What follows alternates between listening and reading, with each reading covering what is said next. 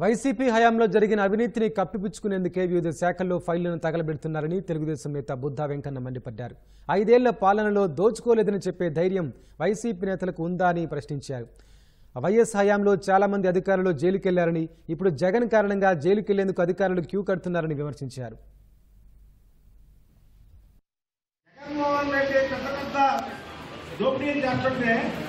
అతను అధికారం మంత్రులు కానీ ఎమ్మెల్యేలు కానీ మా నాయకుడు ఎక్కడున్నాడు, మీరు తింటే తప్పేంటి అనుకునే సామెతగా మొత్తం కూడా దోచుకున్నారు ఈ రాష్ట్రాన్ని.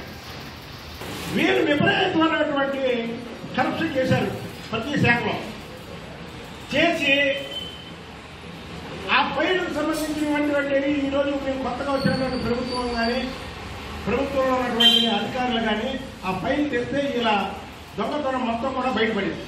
ఆ దొంగతనం బయటపడి ఎక్కడ అరెస్టుగా వెళ్తామని ఫైల్ దగ్గర చేస్తున్నారు.